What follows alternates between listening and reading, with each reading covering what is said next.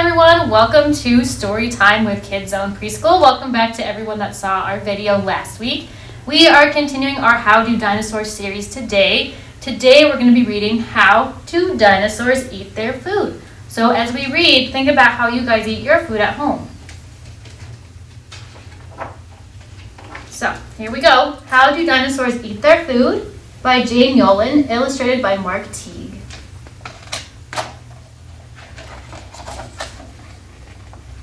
How does a dinosaur eat all his food?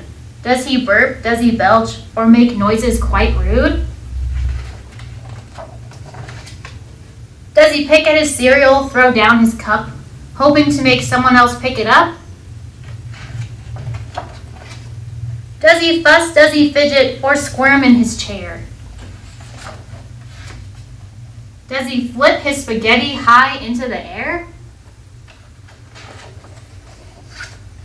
Does a dinosaur glare? Do you guys know how to glare? How does a dinosaur eat all his food? Does he spit out this broccoli partially chewed? Does he bubble his milk? Uh-oh. Stick beans up his nose? I hope you guys don't stick beans up your nose. Does he squeeze juicy oranges with his big toes? No. He says please and thank you. He sits very still. He eats all before him with smiles and goodwill. He tries every new thing, at least one small bite. He makes no loud noises. That isn't polite. He never drops anything onto the floor, and after he's finished, he asks for some more. Eat up, little dinosaur. All right, you guys, thank you for joining for reading our book. Now I'm going to turn you over to Miss Kayla and Miss Vanessa, and they're going to show you some things you can do in the kitchen with your T-Rex.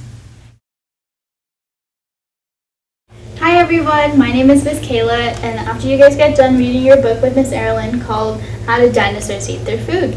So today I'm going to be demonstrating of how you guys can develop a healthy eating habit. So right in front of you, you guys have your plate, your fork, your spoon, and either a small bowl or a small plate, and your cup. It can be on the right side or it can be on the left side. So today I'm going to be telling you guys of the 5 main food groups, which are your vegetables, your fruits, your grains, your protein, and your dairy. And then for your guys' age, which is 3 to 5 year olds, you guys should be taking 1,200 to 1,400 calories a day. So this consists of a half a cup of milk, 1 cup of vegetables, either a half a banana, a bread, and 1 ounce of protein. You guys can mix it up if you guys, instead of having a banana, you guys can have an apple, or you guys can switch this out with the bagel, and you can have 1 egg. It's important for you guys to have this daily intake of 1,200 to 1,400 calories a day because you guys can have lots of energy throughout the entire day, or you guys can grow big and strong, probably taller than me one day. So that's all I have for the time for today, so I'll see you guys next week.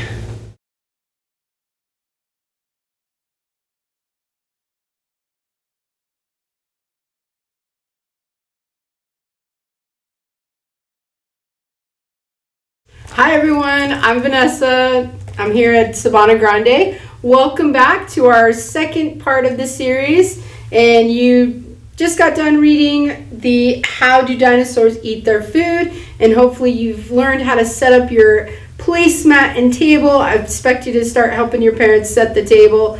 You can be responsible like that. So now we are here with Rex the T-Rex. If you remember right, if you joined us for the last series, we made Rex our T-Rex, and here he is again. He's back with his chef hat because we are going to be making some yumminess. He's eating a pizza for lunch today. I don't know what you guys are having for lunch. Hopefully it's something a little more healthier than a pizza. So, should we get started with our yumminess? Yes, we've got to grab a couple of ingredients. So, I had my mom actually help me gather some ingredients and pre-measure some stuff because it was a little sticky in that. So I've got 1 cup of oats here in my little bag. I've got 1/4 of a cup of chocolate chips.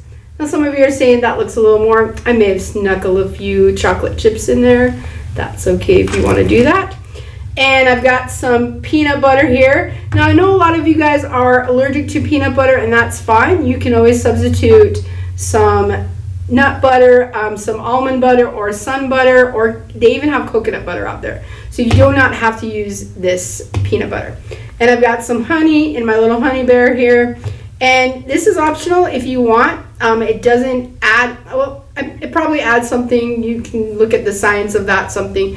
It maybe adds a little bit of sweetness, I don't know, but vanilla, that's optional. And also some salt. I didn't put salt in mine, but you can also add a dash of salt. So once you've got all your ingredients gathered, you also are going to need a mixing bowl, 1/4 of a cup for measuring, and then I've got my handy dandy stirring spoon. All right? So once you guys have gathered those, you can always use, now I know parents, you don't really like your kids to eat chocolate. If you don't want them to eat chocolate, you can always gather some raisins, some cranberries. You can cut up some dried fruit, marshmallows, even coconut, whatever. So you can always experiment with what you guys like and make different batches. All right, are we ready to get started? Hopefully you've got all your ingredients ready.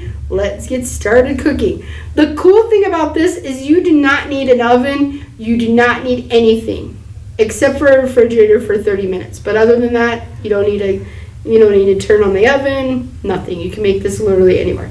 All right, so now we're gonna start with our oats. Now, I recommend they be like quick oats. You can use like some other kind of oats, but the point of it is that the stickiness of the honey in that is gonna suck up, the oats are gonna suck that up. So you want some oats that, you can use other oats, but it's gonna be a little more chewy. All right, so now we are gonna pour our cup of oats in our bag. All right, now we're gonna take our peanut butter or almond butter or sun butter. Oh, it smells so good, I love peanut butter. So now we're gonna take our measuring cup, our 1/4 of measuring cup, and we're gonna get some peanut butter in there and kind of put it in. And this is where it could get a little messy. So now we're gonna get all that in there, and you wanna kind of push it down because, and it's okay. See how it's kind of a little messy? I know you guys are gonna be perfect. I'm not a perfect cook, but you want it to be pretty packed in there, all right? Now we're gonna try and get that out because I know it's super sticky. We're gonna try and get that out, and we're gonna put that in our bowl. All right. Let's get rid of that peanut butter because we all know peanut butter will end up everywhere. All right. Now we've got our peanut butter. Now we're gonna get our honey. Now, what you can do is it calls for 1/4 of a cup of peanut butter. Now, you can put your peanut butter in here if you want, or you can just eye it too. I'm just gonna eye it because my peanut butter is all in here. So I'm just gonna eye it a little bit. So you're gonna squeeze the bear's belly and get the honey out. All right, so you're gonna want it, this recipe is gonna be pretty sticky. So you're gonna want a lot of honey in there. And again, maybe you don't like honey. You can also use maple syrup too. But you want something that's sticky that's gonna bind it together. Ooh, I have to squeeze my bear a lot. All right.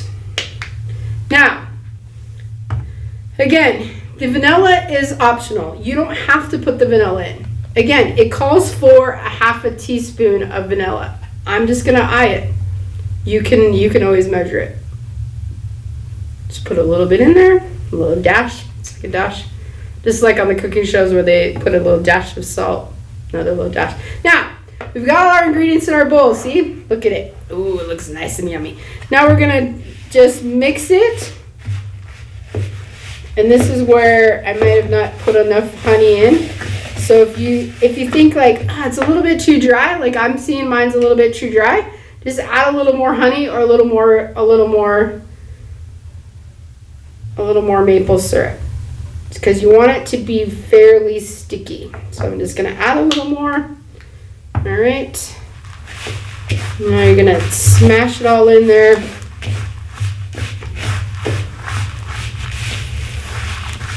All right. Oh, I forgot the most important part. Thank you so much. I knew you guys wouldn't let me run. I forgot the most important part, the chocolate. So we're going to add the chocolate chips in there. Yeah.